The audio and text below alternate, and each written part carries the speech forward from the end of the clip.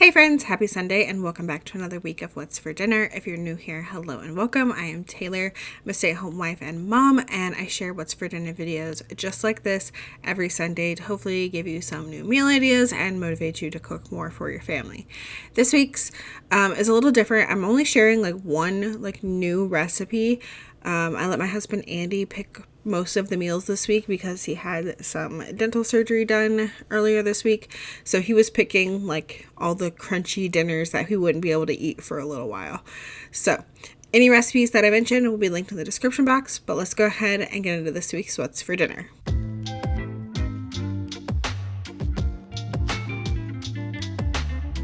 So for Friday night, he picked nachos. It's going to be a little while before he can really eat chips again. So nachos is always a family favorite. I heated up some of the Rico's nacho cheese sauce that I had in the freezer, a can of refried beans, and then I also had this taco chicken in the freezer that I thawed out. I had made some taco seasoned chicken in the Instant Pot like a month or so ago, and so I just thawed that out and then heated it up in the skillet. And then we all had all kinds of toppings on our nachos, some lettuce, taco sauce, sour cream for some of us. And yeah, it was always good. Chicken nachos was really good. It was different because we usually just do ground beef nachos or even pulled pork nachos or nachos with chili, but we don't usually do chicken nachos, and they were really good. Saturday night, I made some country fried cube steak. This is the new recipe I was trying this week. So I'm starting off by taking my cube steaks. I've got 4 of them here. One of them I'm going to cut in half, so I have 2 smaller pieces so each of the kids can have a smaller piece because I knew that they wouldn't eat a whole big piece. But I'm just taking those and putting them in a bowl of milk, and I'm going to let them soak for about 15 minutes. While those were soaking in a shallow dish, I combined 2 cups of flour and some seasoning. The recipe I was following didn't say to add any seasoning to the flour, but I just couldn't not. So I added some Tony's Creole seasoning. You could just do salt and pepper, maybe some garlic powder, onion powder. I wanted a little bit of kick to the breading, so I used Tony's Creole seasoning.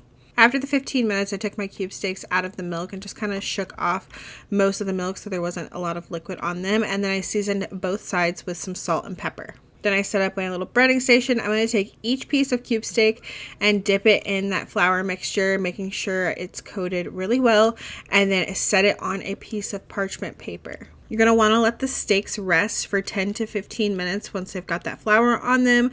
You want the flour to kind of look wet in spots. And you can also save the rest of the leftover flour to make the gravy later. While the steaks were resting, I heated up some cooking oil in my really large cast iron skillet.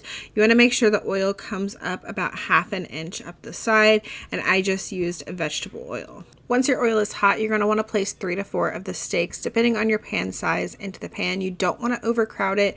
You want to make sure they're not touching. And then you also don't want to move them or flip them. You just want to do it one time once they start to get brown. So what I did was cook them for 5 minutes on each side, and then I removed them, and I actually put them on my air fryer basket to kind of let any excess oil drip off. And then I repeated that and cooked the rest of my cube steaks.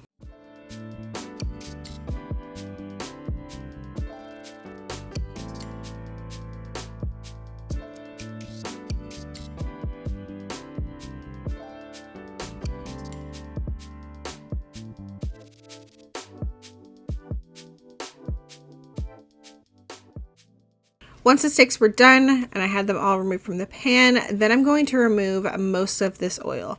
And you only want to have about 1/3 cup of oil left in the pan.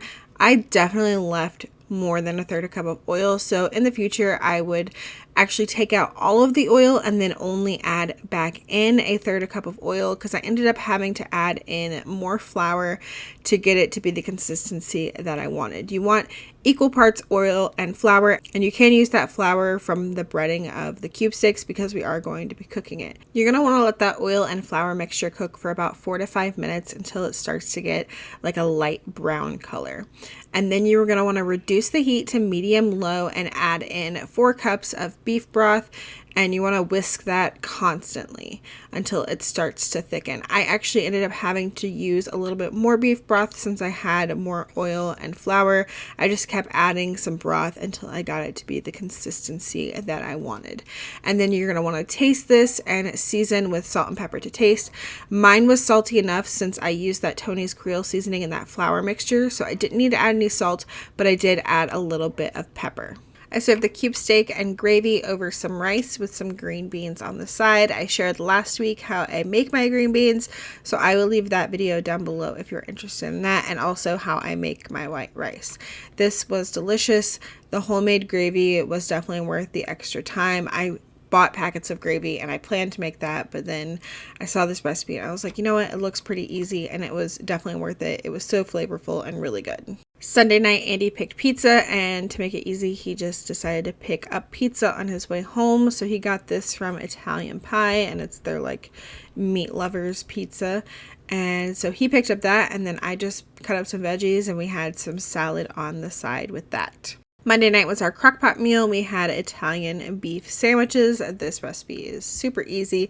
Start off by just adding a chuck roast to the crock-pot and then adding some beef broth and Italian dressing seasoning packet, and then some pepperoncinis or banana peppers. I just did some pepperoncinis because that's what I had a whole jar of, and then a little bit of the juice. Put a lid on it and let it cook on low for like 6 to 8 hours. And then once it's done, all you gotta do is go in and shred it up. I like to use my little like meat masher tool, and then you can also pick out any chunks of fat. This piece of chuck roast seemed to be really fatty compared to some other ones, so I just went through and made sure I got any big pieces of fat out. To assemble our sandwiches, I just take these sub rolls, slice them in half, and then top it with the meat.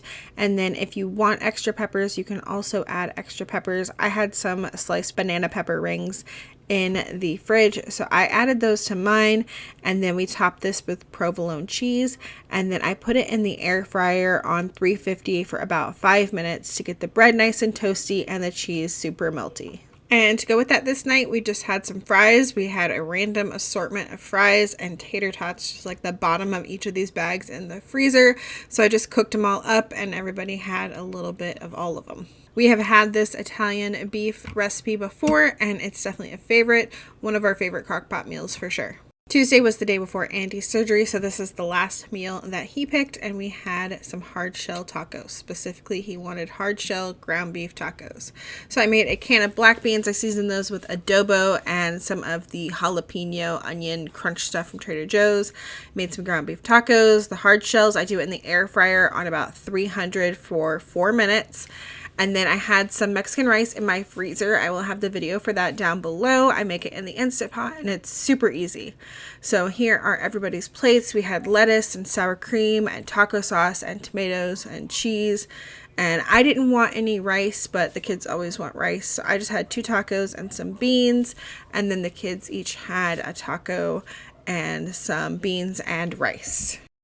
Wednesday night, we had some grit bowls for dinner. I pretty much knew Andy wasn't going to be eating anything that I cooked, and he doesn't usually like breakfast for dinner, so I decided to make some grits and some sausage and some scrambled eggs with cheese, and he ended up being able to eat the scrambled eggs with cheese.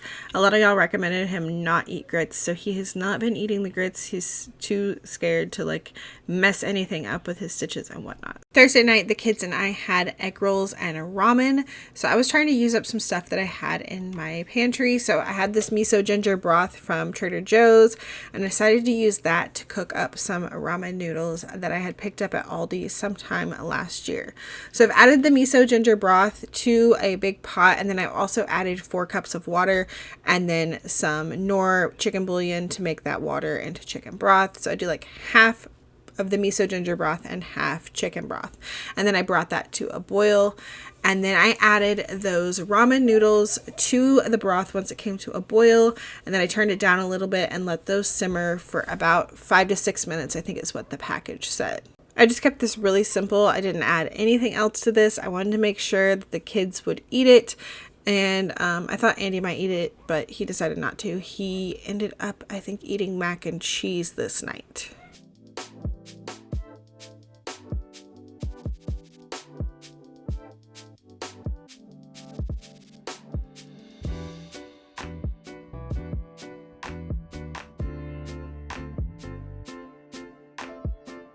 So I did add a little bit of stuff to my individual bowl of ramen. So I've just got some of the broth and then some of the noodles, and then I'm going to top it with some sliced green onion and then also some of this crunchy chili onion stuff from Trader Joe's. I love this stuff and it gave it a little bit of a kick. And then to go with our ramen, as I said, we had egg rolls. These are just the egg rolls that I get from Sam's Club. I make them in the air fryer. I do them on 350 for about 14 minutes. I do 7 minutes, flip them over, and then do another 7 minutes, and they turn out great. I cut them in half for the kids so that they'll cool off a little bit faster for them, and then they like to dip them in this sauce that I get at Trader Joe's. I can't remember the name of it. I've shared it in my Trader Joe's hauls if you're interested and want to check that out. It's for like the pot stickers and stuff, but they really like the egg rolls dipped in that. And this was delicious. I really like that miso ginger broth, and the kids really like it too. I used it when I made the wonton soup before, and now I've used it for the ramen, and it was delicious. And that is going to be it for this week's What's for Dinner. I hope that you guys enjoyed it, even though I made mostly family favorites. I hope you still got some new ideas of things to try. If you did, let me know what you plan on trying in the comments down below. And if you made it this far, leave me a little smiley face emoji in the comments as well. I hope y'all have a great week, and I will see y'all in the next one. Bye!